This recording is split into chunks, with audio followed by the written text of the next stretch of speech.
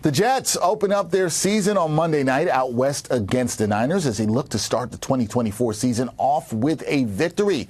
Let's preview Gang Green's Week 1 matchup, and we're going to do it with one of the best Jets content creators out there. He is the host of the Jake Asman Show. My guy, Jake Asman, joins me now. Jake, what's going on?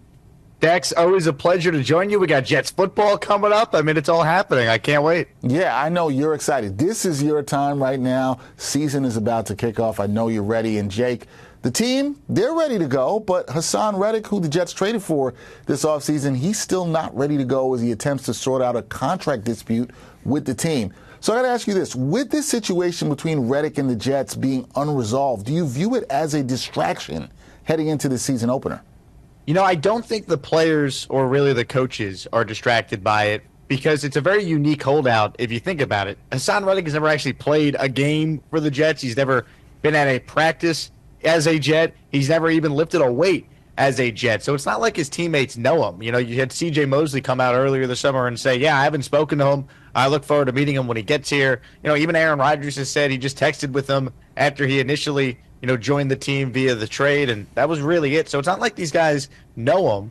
And because of that, I don't think this is like Darrelle Revis and his holdout with the Jets in 2010, where he was coming off one of the greatest seasons we've ever seen from a corner in 2009, or even the Ryan Fitzpatrick holdout in 2016, where you had players threatening to boycott practice unless they signed Fitzpatrick. So because no one has ever actually played with Reddick, he's not been around the Jets, I kind of feel like they don't really know he's not there because he never was there, if that makes sense. So I don't think it's a distraction internally at all. No, it makes a lot of sense, and you're right. It is a very unique situation. Still waiting to see how it will all unfold, but the games have to begin. And speaking of games, this preseason that just passed, we did not see Aaron Rodgers at all. Fans only got to see him for just 4 snaps in 2023. So what are your expectations for the 40-year-old quarterback heading into this game against San Francisco? You know, I'll say this. I think Aaron Rodgers has a chance to play well, make some plays, remind us that he's Aaron Rodgers. But I'm not expecting Aaron Rodgers to go out there against this Niners defense on Monday Night Football with all eyes on him and be vintage, 2021, 2020 MVP Aaron Rodgers. I think the key for him is going to be, get the jitters out of the way, take that first hit. No one wants to see Aaron get hit, but he's even talked about how it's not going to feel real until he does get hit at some point. He wasn't hit in practice. He didn't play in the preseason, as you mentioned. So I think let Rodgers get settled into the game, and if he could be efficient, complete a high percentage of his passes, doesn't turn the ball over because he's as good as anyone ever with that stat, best touchdown to interception ratio in the history of any quarterback. If he just takes care of the ball, allows the game to kind of come to him, and the Jets rely on Breece Hall, I think Aaron will play well. I think the danger is thinking, well, right away he's Aaron Rodgers. He's going to go out there and be great. Like, I would hope my fellow Jet fans have a little patience in case, there's a 3-and-out, there's some jitters early, because I think that's natural even for a guy as good and, a guy who has the legacy that Rodgers has. I think, there'll be an adjustment period early on in this game for him. Yeah, you don't always see patience with the fans, so hopefully they can have that. Now, San Francisco, they are the defending NFC champions, and a formidable opponent here for Gang Green. What do the Niners do so well in your eyes that makes them tough to beat?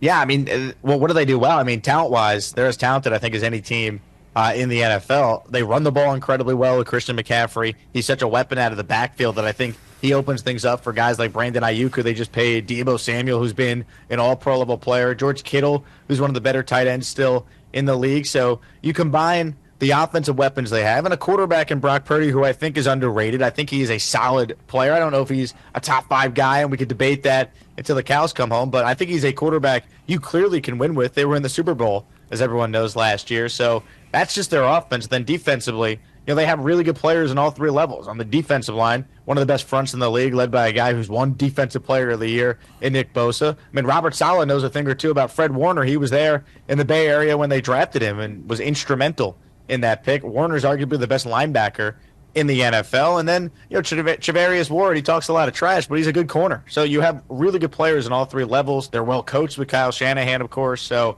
they're a really good team. There's no shame in the Jets losing to a team that was in the Super Bowl last year. That said, if you are going to get the Niners, it does feel like your best chance to beat them would be in the spot tomorrow night. Yeah, week 1, that's where you want to get them and see if you can get that win. So speaking of that win, last thing for me here, Jake, in your eyes, what are the keys to the Jets getting a win on Monday night and knocking off the Niners and starting the season 1-0, which would make Jets fans very, very happy.